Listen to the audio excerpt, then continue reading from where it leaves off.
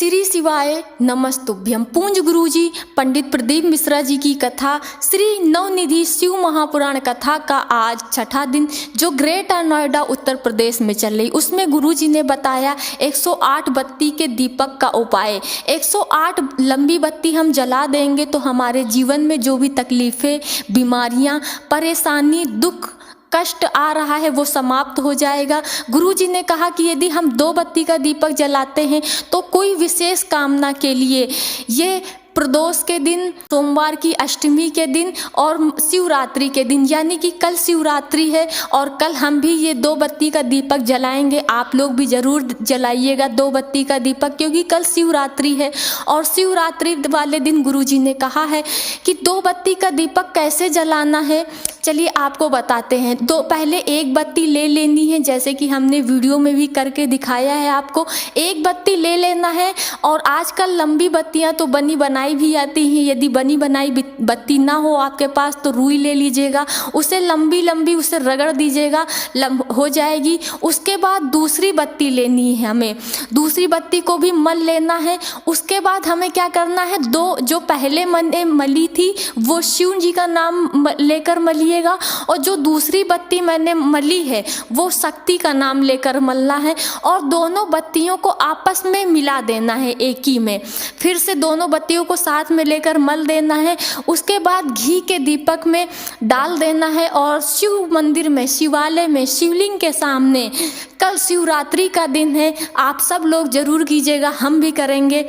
और शिवलिंग के सामने उस दिया को जला देंगे तो हमारी कोई विशेष कामना होगी, हमारा कोई विशेष काम है, हमारी कोई मनोकामना है जो पूरी नहीं हो रही बहुत दिनों से, विशेष कामना के लिए है। हमारी कोई भी मनोकामना होगी, धन संबंधी, लक्ष्मी संबंधित, या कोई जॉब के लिए या प्रमोशन के लिए कोई भी कामना होगी, हम जला देंगे। तो वो हम अपनी कामना लेकर जला देंगे तो हमारी जो कामना है, हमारा जो काम है वो शिव और शक्ति यानी कि माँ पार्वती दोनों लोग मिल के कर देंगे। यानी कि अगर हमारी बात शिव जी नहीं भी सुन रहे हैं तो माता पार्वती उसे करवा देंगी।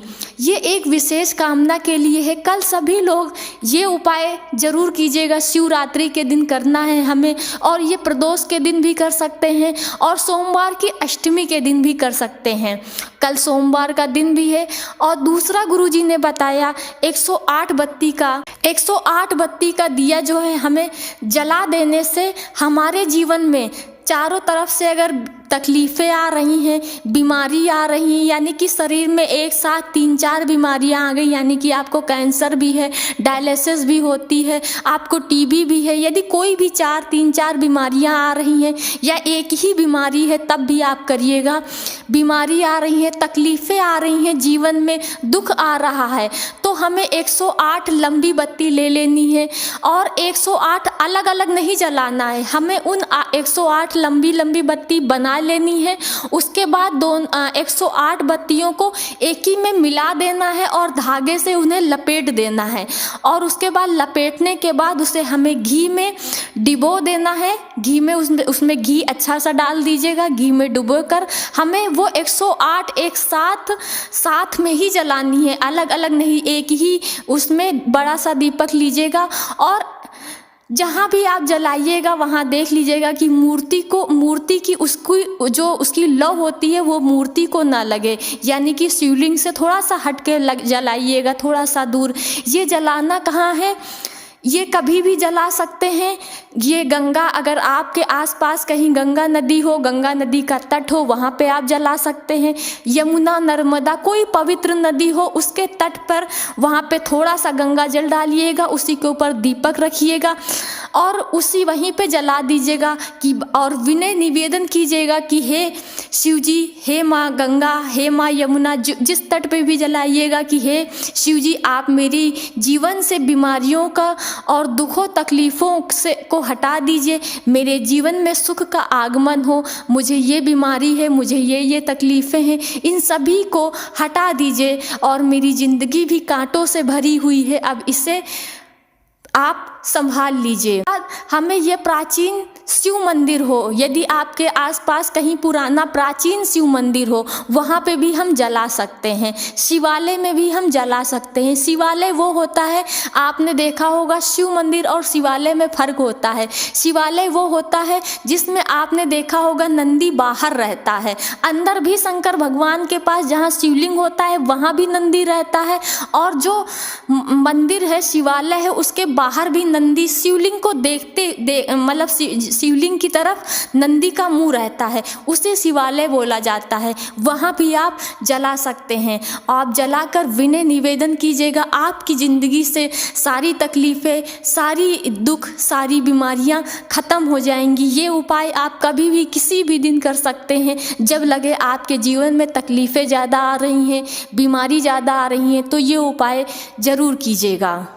गुरुजी ने कहा यदि हम गंगा, नर्मदा और कहीं छिपरा यदि किसी पवित्र नदी में स्नान करने जाते हैं तो मैंने अक्सर बहुत सारे लोगों को देखा है, गुरुजी ने कहा कि वो दिया जलाते हैं। दिया जलाकर क्या करते हैं, उसी दोना होता है, जो दोना होता है उसमें दिया रखा होता है, फूल रखा होता है, उसे पानी में ही डाल देते हैं, जल में ही जलता हुआ दिया डाल देते हैं। गुरुजी ने कहा ये बहुत बड़ा दोष है। यदि तुम्हारे सर पर कोई दिया जला दे तो तुम्हें जलन महसूस होगी कि नहीं, तुम्हारा शरीर जलेगा या नहीं, तुम्हारा सर जल जाएगा। उसी तरह हमें वहाँ पे तट पे जलाना है, हमें उसे पानी में प्रवाहित नहीं करना है, हमें पानी जल में डालना नहीं है। यदि किसी गंगा नदी के किनारे हम जा रहे हैं, गंगा में स्नान कर रहे हैं या नर्मदा में कहीं भी स्नान कर रहे हैं, तो हम अगर दीप दान करें तो हमें उस दिए को हमें पानी में नहीं डालना है। वहाँ पे जहाँ पे गंगा जी हैं वहाँ पे किनारे पे